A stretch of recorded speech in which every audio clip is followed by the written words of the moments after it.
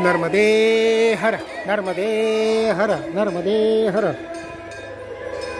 मित्रांनो, मी आज तुम्हाला नर्मदा मैया ज्या ठिकाणी समुद्र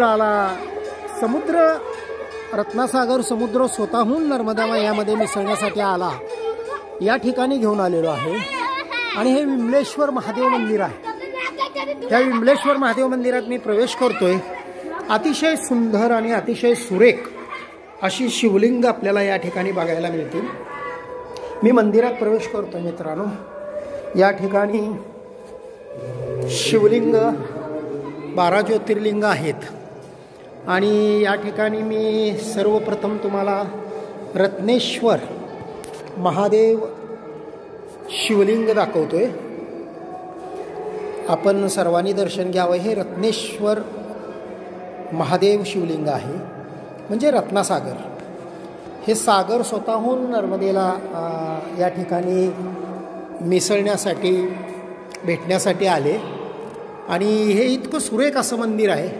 या ठिकाणी गणेश महाराज आहेत. या ठिकाणी श्री गुरुदेव दत्त आहेत.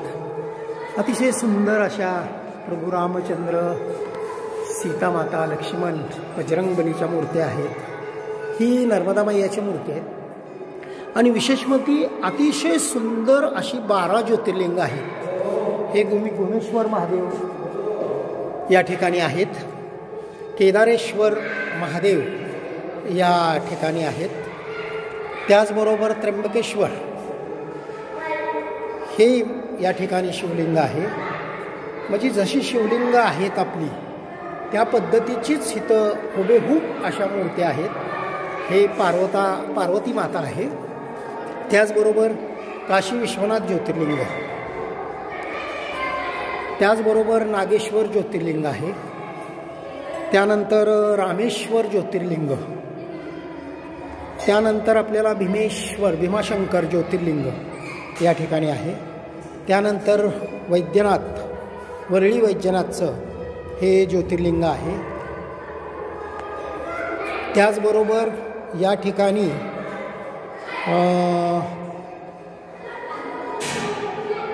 हेही ज्योतिर्लिंग आहे. ओंकारेश्वरचं ज्योतिर्लिंग आहे. ओंकारेश्वर पुन्हा पार्वती मातेचा सुंदर अशी मूर्ती आहे या ठिकाणी. महाकालेश्वर. मित्रांनो, आम्ही आज विमलेश्वरवरून म्हणजे मध्य प्रदेश ओंकारेश्वरवरून 29 डिसेंबरला परिक्रम यात्रा सुरू केली.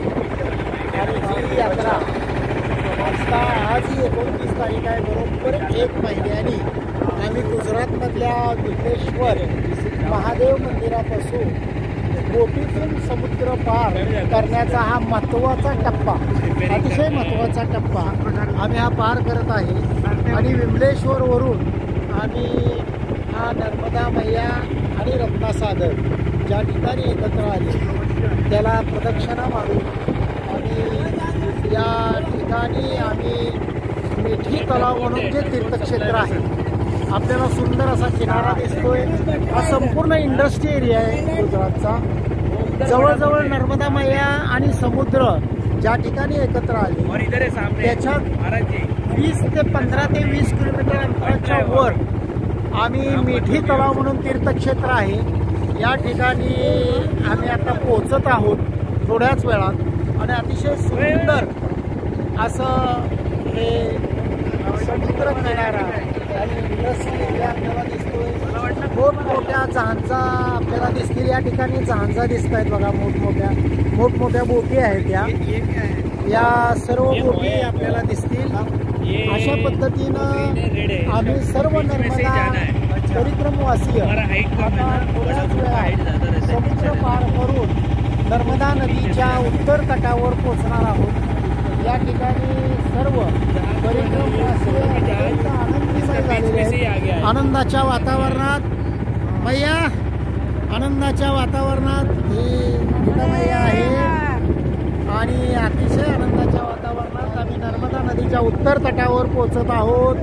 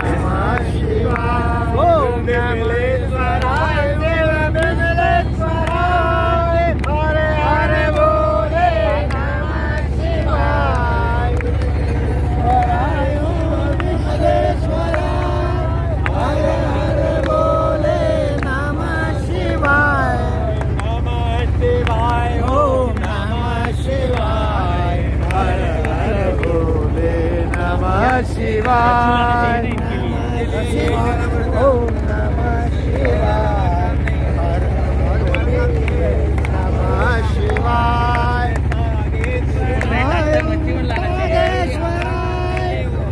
हर बोले नमः शिवाय। अशा पद्धतीनं भजन करत, अतिशय सुंदर असं भजन करत परिक्रमवासीय पुढील प्रवासासाठी नर्मदा नदीच्या उत्तर तटावर निघालेले आहे। आणि ही परिक्रम यात्रा अतिशय भक्तिभावाने सुरू आहे। आपल्याला समुद्रामध्ये हे पक्षी आपल्याला दिसत आहेत। पक्षी आले, पक्षी या पक्ष्यांना अतिशय आनंदाने परिक्रमवासीय खाऊ त्यांना टाकत आहेत। अतिशय सुंदर असे पक्षी आपल्याला पाहायला मिळते।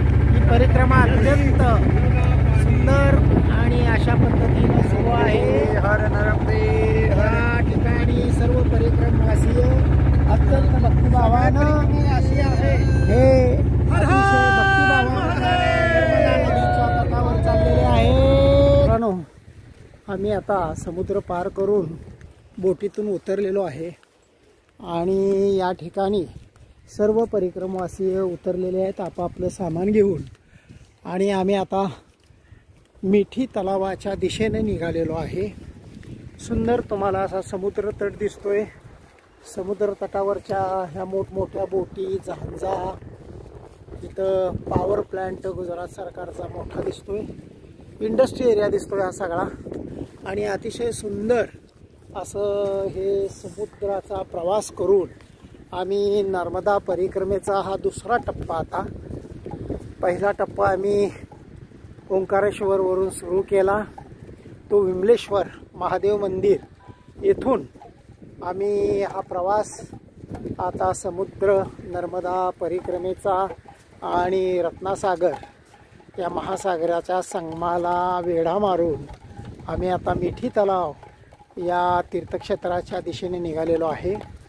या ठिकाणावरून आम्ही आता अमरकंटक हा प्रवास जवळजवळ 1400 ते 1500 किलोमीटरचा प्रवास आम्ही आजपासून किंवा उद्यापासून सुरू करणार आहोत।